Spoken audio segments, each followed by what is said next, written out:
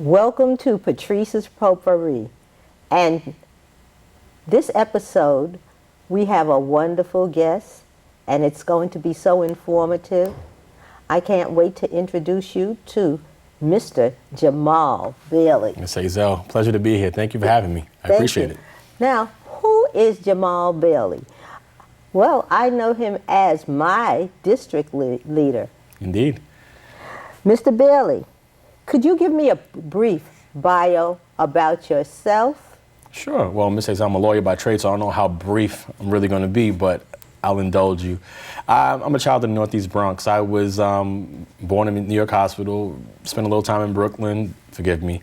But since then, I've lived in the Bronx for my entire life in the Wakefield, Williamsbridge section of the Bronx. And I'm a son of the Northeast Bronx. I went to PS 83 in Morris Park for elementary school, MS 181, Co-op City for junior high school, right around the corner from the Bronx Net Studios for high school at the Bronx High School of Science. And college, SUNY Albany. And for law school, I went to a place that's close to somewhere that's near and dear to your heart, CUNY School of Law, which was right around the corner from your alma mater, Queens College. Wow, fabulous. I know that you are a district leader. Yes. And could you please tell me, what is a district leader? Well, it's a political position that exists within the county political party. Each assembly district has one male and one female district leader. I'm the male district leader of the 83rd Assembly District, and my co-district leader is female district leader Shirley Fearon. What district leaders do, we're tasked with, I would say, many different things. But two of the main things that we do are, one, we select who the county chairperson will be.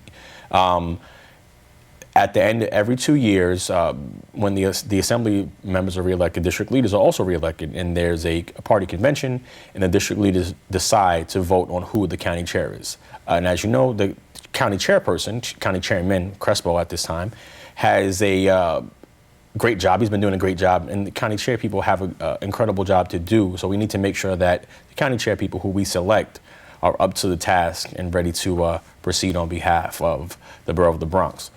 The second largest, I would say, task that we have would be that poll workers. We make sure people work at the polls. Voting is something that people should take very seriously. Everybody should vote. I wish everybody did. I wish we had mandatory registration. There's some legislation out there to that effect now. But we have to make sure that when you go and vote, that there are people there who are going to assist you in voting and make sure that the poll sites are well staffed, and it's our job to make sure that we are getting poll workers in who are properly trained, who are able to assist our people and help them out in voting, because we want turnout, we want good people working in the poll zone. Those would be the two major tasks that we're entrusted with. And I like what you said about the importance of voting. As a teacher, I was taking kids to the Supreme Court. Oh, wow. And I have a friend of a judge, Kenneth Thompson, and we would have mock trials. And at the end of each of our mock trials, well, they would be real situations in the classroom, but we would bring them to light with a prosecutor and an attorney. But nevertheless, he would always tell the students at the end about their responsibility when they become of age to become a voter. And they would have that experience also, because remember, they would be a part of a mock jury and a mock trial, and he always talked about the fairness of it. So that's a very valuable thing, making Absolutely. Sure that you vote. As a district, when did you realize that you had a political calling? Oh, wow. I've always been somebody that's wanted to know not just seeing things work. You want to know how they work, why they work, and the machinations of what really makes the engine go, so to speak, right? So when I was in college, I interned with now Assembly Speaker Carl Hasty my senior year of college up at SUNY Albany. I had an assembly internship, and I was very interested in government, just seeing the process play out. And with interning with Carl was one of the best experiences that I had in my life. I had a great experience where I was not treated as somebody who was designed just to get coffee or to take notes. I was somebody that was treated as a professional. Speaker Hasty treated me as an equal in some ways. I was permitted to attend meetings with him. I actually even had a hand in assisting him with drafting legislation, Bill number 89534 of that session. It was an act to amend the public health law to, well, there was a product called nickel water. I'm going to take a step back. And it was nicotine water. It was a smoking cessation product, which was used in the same way as nicotine gum or the patch. At the time, the product was unregulated in the same manner that other products were. Right, the smoking age was at that time 18. So that product, nickel water, was unregulated. So I was able to do some research on that. There was a similar bill in the Maine legislature at that time, and I was able to contact the Maine legislature. I was able to do many things concerning that bill, and that bill was actually passed. And it was, let's be clear, it was Carl's bill who passed, but I take a lot of pride in the fact that I was able to have a real experience where I see how legislation works from A to Z. I can see it from an idea through the committee stage to passage. So that's something that when I saw that, I wanted to get more involved. And being the fact that Speaker Hasty was my assemblyman, it was a natural transition. So after I finished interning, when I came back home, I began to, volunteer and help out in any way I could. I became the state committee member first in 2006, then 2008, and then in 2010 I became district leader, which is the position that I currently hold now. So 2004 was probably the genesis, although if you look back, it's probably a long time before that. No, I'm also a social studies teacher, and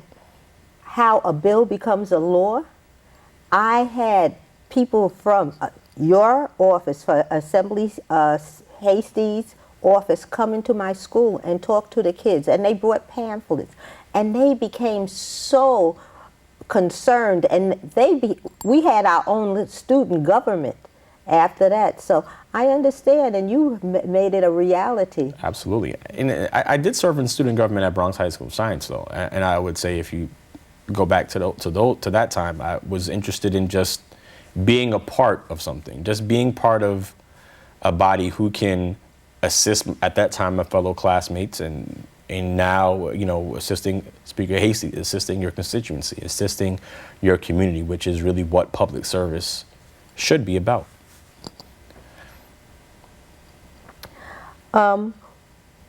What are some of the things you would like to do to improve your community? There are things we don't live in an ideal community. Certainly. And what are some of the things that you would like to do to improve your this community? Well, first and foremost, what you want to do is something that I've been happy to say I've been a part of with Speaker Hasty, along with Councilman King, Senator Hazell Thompson, Borough President Diaz.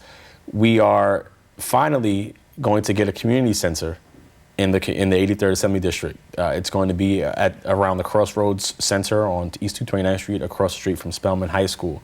It will be the first recreation center that we have in the community. It's planned to be a multi-generational center. The RFP was recently issued by the city, and we're waiting for people to respond to said RFP. So that's one of the most important things to do, to get that community center built, to get that community center up and running, to make sure that our youth have somewhere to go. There's a study that indicates, it's a federal study, that between the hours of 3 and 7 p.m. where just a little less than a third, 29% of violent crimes committed by juveniles takes place between 3 and 7 p.m. If you have a structure, a facility, a place for these young folks to go, I can't say that it would definitely drop, but I'm willing to bet you, I'm not a betting man, but I'm willing to bet you that you might see some of that chipped away if you have some place for these children to go, because that's a critical time. When kids are out of school and they're just standing on corners and they have nowhere to go, it's our job as a community, as representatives of the community, to make sure that our children have somewhere constructive to go.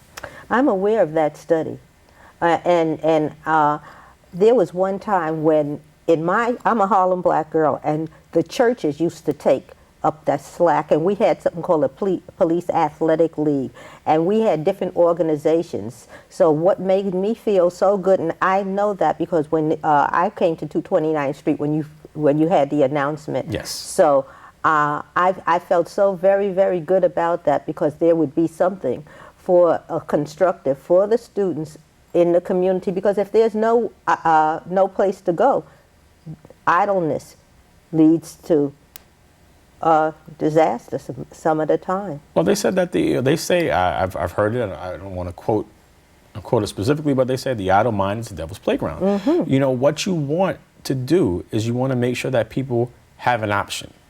You know, some of our kids unfortunately don't have options, and we just want to make sure that they have options. And it's not just for the kids. Also, we just want members of the community in general. We want our seasoned members of the community to be able to have somewhere to go where they can relax. Folks around my age, maybe somewhere where they can take a swim and take a class. But another important thing that community center might bring is that when I was 15, 16 years old, my first job was at the White Plains YMCA. If you have this in the community, the next Jamaal Bailey, who's around the area, might not have to go to White Plains or New Rochelle or wherever the case may be to seek employment. That individual can go right to 229th Street, right in their community, where they can work, they can live, and they can play. Absolutely fabulous.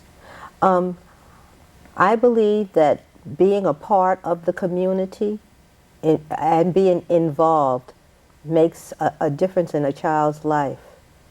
So, really good. Speaking about children, I saw a beautiful little girl at a special affair at the Eastwood Manor. And she was the co-speaker. You can say well, that. Co-MC. Co-MC. Yeah, I saw her, I saw her go at the microphone. Please tell me, who is she? Oh, that's my beautiful 15-month-old daughter, Giada, the light of my life, the battery in my back, everything, my everything. And I'm so proud to have a wonderful daughter, and I have a wonderful wife as well who does a great job as a mother. She's a amazing wife, but an even better mother, if that's possible. And my daughter is just the highlight of my day, and every day I just can't wait to go home, and I can't wait to give her a hug. And she's learning how to talk, and she's walking around, and every day her vocabulary expands a little bit more, and it's just amazing seeing your child learn and absorb so many things. So it's just a wonderful experience. Wow. In this community center, yes. What type of academic reinforcement for somebody like maybe even Giada, okay, what would be available? Well, that would depend on the developer. The developer who responds to the RFP would be responsible for putting forth the plan, and it would have to be approved by the community board. So there's going to be a lot of community input, which is going to be a good thing with this project. This is not just going to be something that's going to be placed in our community that says, here it is, deal with it. No, that's not how we operate. What we're going to do is we're going to take this and we're going to get community input. So I'm sure there will be an academic component. I'm not certain how, to what extent, but I believe that there might be one, but I can't say for sure until the response to the RFP comes out. But you always want some sort of enrichment, something maybe after school, but it depends really on what the developer's response is. Okay. Now, I don't understand the term developer. What, like when you say developer, that means somebody from outside the community Correct. will come and address out? Well, the developer, like, let's say either just for an example's sake, YMCA or the Boys and Girls Club, or I'm not sure who else develops youth centers, but one of those places like that, they would be considered to be a developer, to develop the site, to build the site, and to have some sort of say on programmatic activities that would take place there. Oh, thank you. No problem. Okay, no, and plus that it's close to the precinct.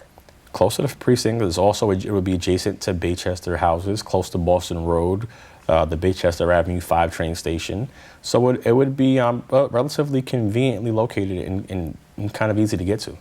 So, Mr. Bailey, District Leader Bailey, what could we do as community members to assist you, to help you, to make our community better? Well, I would say that I'll take a page from the MTA. When you see something, say something. I think that we have to be more vigilant and looking out for each other. I'm 33 years old, but I remember when I was growing up, I was 6 or 7 years old, and I would play. I lived on Paulding Avenue, and a good amount of my friends lived on East 226th Street. But every family on that house, we all knew each other. There was a sense of community that while I was the son of Stanley and Elmertine Bailey, the grandson of Lena and James Bailey, I was also the adopted son, so to speak, of Paul and Robin and everybody on the block, and Missy and everybody on that block. And we had a sense of community where if your child wasn't doing right, your parents would know. And it was a safer space. And I would like for us to get back to that, where we can look out for each other. The second thing I would say, in terms of what can you do, make your voice heard. Be active. And first, I'm going to plug it again. I think everybody that's able to should vote. We need to work on making more people able to vote, but everybody that's able should be voting. Your vote certainly does count. It counts more than you'd ever imagine. Your vote is powerful. People fought, for the right to vote. And I believe that you should exercise that right.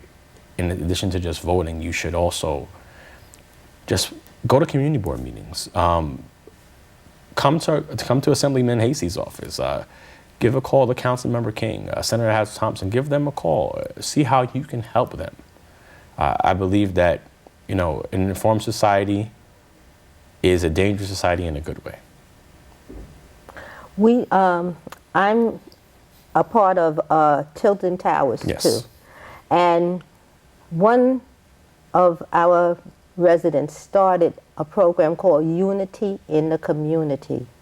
And what we do during the summer is invite political people into our backyard and talk about what we can do to make it better in our community. And we hope to see you there, Mr. Bailey. Certainly. Just invite me. I'll be happy to come by. Okay. Because we really want to have a safe community. And that's what everyone really looks forward to, is being safe. And unity. And be able to greet each other. I bet you on Paulding, everybody said good morning to everyone. Indeed they did.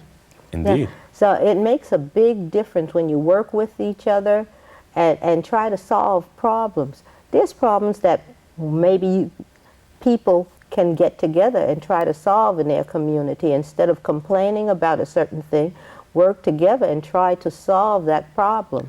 Absolutely. And I think that it's also important for residents, constituents, to bring problems that they do have out before it's too late. In Speaker Hasey's office, sometimes we get people in who are at the later stages of issues that, had you come to us a little earlier, it would have been much easier to resolve that. I would say don't let pride get in the way of an issue that you have. If you have an issue, then come see us. We're here. Government works for people. That's how it should be. You come to your government representatives when you need help, and if there's something that we can't, and if we can't do something, then we'll let you know that we can't do that. But for the most part, we're going to be able to. If we can't directly help you, we're going to point you in the right direction for assistance that you can receive. And so I think that people seek us out more. Tell us what's happening in the community, because while, our local elected representatives do a great job of being almost everywhere, they can't be everywhere at every time. And if you see something, you got to say something. You got to tell us that on block X, that there's some suspicious activity, on block Y, that there's a pothole, on block Z, that the street light's out. You've got to tell us so that we can react, because there's no way that we'll find out unless you tell us. I like what you're saying. If you have a problem, there's somebody there in your office that may be able to help you resolve, and not even if they can't help you resolve, they can give you the correct referral. Correct. And if not, they can listen to whatever the problem is. And sometimes if you can vent and have someone listen to you, it makes you feel better. I know I had a driver, accessorized driver, that told me his mother had a problem with a certain thing, and they went to an assemblyman's office, and it was only a phone call that helped resolve her problem and make her feel better, you know. And I think that that's really, really good, that there's someone there to help and listen, but people are afraid to reach out. People don't think that maybe anyone will listen to them. Well, I'm so glad you, Mr. Bailey, Mr. Jamaal Bailey, say there's someone listening. Absolutely. You know, at the end of the day, we ask for you to vote, right? And we ask for you to support candidates that we believe will do the community just, that will make the community better. So if you voted for these candidates and they become elected officials after you voted for them, what you should do, utilize the services that the offices provide. Again, like I said, Ms. Hazell, you know, there are some things that we, as a government, just, you know, our hands are kind of tied on certain issues, right? But again, for the most part, just come in. Let us tell you whether we can help you or not. But for the most part, again, we're going to be able to assist or do our best at assisting. Wonderful. Well, Mr. Bailey, it's been so wonderful having you as a guest here. Let me ask you. Sure. If you could get into that time machine and go into the future, what do you see as the future for yourself? Well, most important thing is Giada's dad. That's the most important thing. You know, that's the number one title on my business card for the rest of my life. I'm just Giada's dad and Mara's husband. That's all I am. But as far as the community goes, I just want to be a servant. I just want to be of service to the community and do my best to lead the community in whatever way that I can, whether that be an elected official, that would be something that would be nice. Whether that just be my work as a district leader or continuing to work for Assembly Speaker Hasty, that would also be nice. But I see myself being somebody that's going to be able to solve problems. At the end of the day, like you said, we don't live in a utopia. As great as I think the Northeast Bronx is, I think I'm biased. I'm heavily biased. I believe it's the best place in the world, right? But even as great as I think it is, we have problems and issues and concerns that we have, and I want to be able to help people solve their problems, you know, and give people realistic options on solving their problems. These fixes don't come overnight. You know, certain things are measured and they have to take their time in being mended. But I would like to be a problem solver in whatever capacity that may be, elected or not elected. So, as a community, if we see something we don't like, we should document it. We should reach out to our community representative. We have to be a little patient because, you know, Rome wasn't built in a day. That's exactly what I was going to say too. Okay, but it's always better when you share that problem and you have some kind of documentation. Mr. Bailey, I know our time is counting down, and I want to make sure that we get a little clip of Giada in. She would love that when she's a little bit, because she's starting to recognize who she is in the mirror. She's fascinated by her image in the mirror now. So maybe when this comes on, I'm going to show it to her, and maybe she'll stare at it for a little while and point at it and say, "That's a girl." And yes, baby, that's a girl. That's you. So that would be awesome to see. I started to sing. I had a chance to go to Hunter Elementary School for a brief while, and I'm thinking, look at that pretty girl in the mirror there. Who could that pretty girl be? You know, it's absolutely wonderful. Thank you for having me. No, I really thank you for being here, because it's not easy to get somebody in your position to want to come in and want to speak to the community. And I really see things wonderful in your future. I see how you have a good rapport you're easy to speak to. And I know that I bugged you about a certain thing, and you did whatever you could to help. So I really appreciate that. I wish that I could have you again on Patricia's Potpourri. Just let me know. Let's see what we can do. You know, as long as work doesn't get in the way and things don't bog up the schedule, you know, I'm very happy to be here, and just, you know, I'm only a phone call away. Okay. Are there any final words you would like to say in the camera? Happy New Year to everybody. May your 2016 be even better and brighter than your 2015 was. Stay involved. If you're not involved, get involved. And God bless you all. Okay, so we're looking forward for you to be a part of the solution.